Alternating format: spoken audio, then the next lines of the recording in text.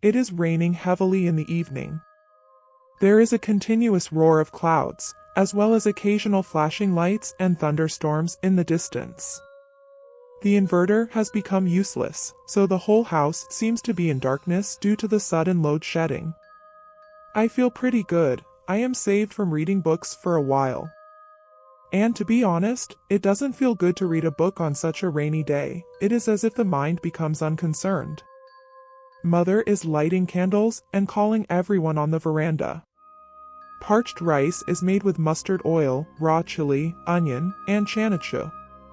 While everyone was eating parched rice, I started urging my father to tell a creepy, real story. Dad then began to talk about a strange thing that happened in his life. That was a long time ago. Then I barely read in 8th grade. We were spending our days in poverty. There was always a quarrel between my parents. With Mithu, of the same age, next door, I often went fishing in the swamp. On the one hand, we could eat fish, and on the other, some money would come in hand by selling that in the market. So, I will go fishing that night too. It was fixed that Mithu would come home and call me at 3 in the night. During the day, we collected fishing rods and earthworms. I was asleep that night when I suddenly woke up. There is no clock in my house, so I can find out what time it if a rooster's shout were coming from far away. I thought it was dawn. I hurried out with all my fishing equipment to Mithu's house. I reached Mithu's house and shouted, but I didn't get any response. I thought it was dawn, and Mithu forgot to call me in a hurry. I was very angry at Mithu. I started walking alone towards the swamp.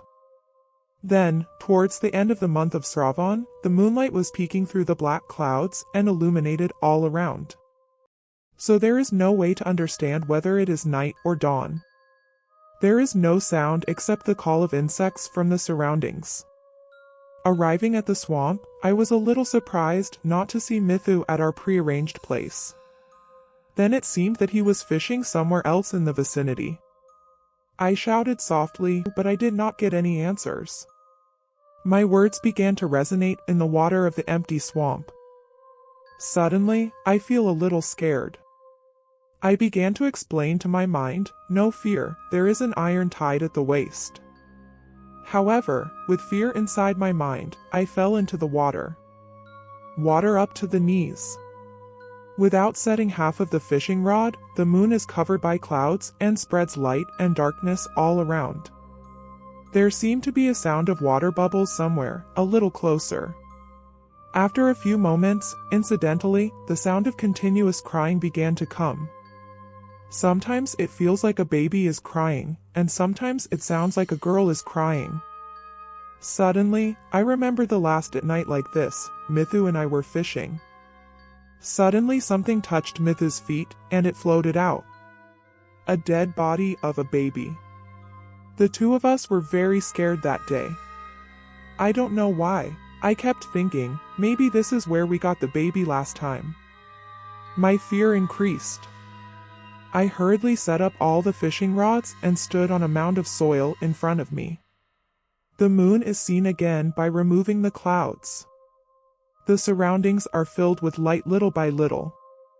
I looked around again and again to see if there was Mithu anywhere near or far. But no trace of him was found. Suddenly, on the other side of the swamp, as I looked at the 2 palm trees, my fear increased, and my heart was throbbing. It is as if the heads of the palm trees are bent together, and someone is sitting on them wearing a white sherry. Their appearance is not seen, with long white hair covering their entire face. And the sound of continuous crying is coming from that direction. I could not take my eyes off of them. Gradually, the sound of crying became louder and louder. It seemed as if those sounds were coming towards me. My hands and feet trembled with fear, and a cold current flowed through my spine. My throat went dry. I have no power to shout.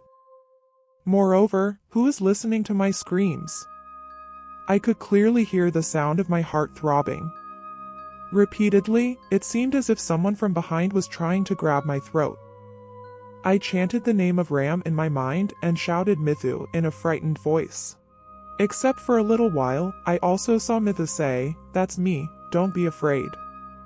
He came here shouting.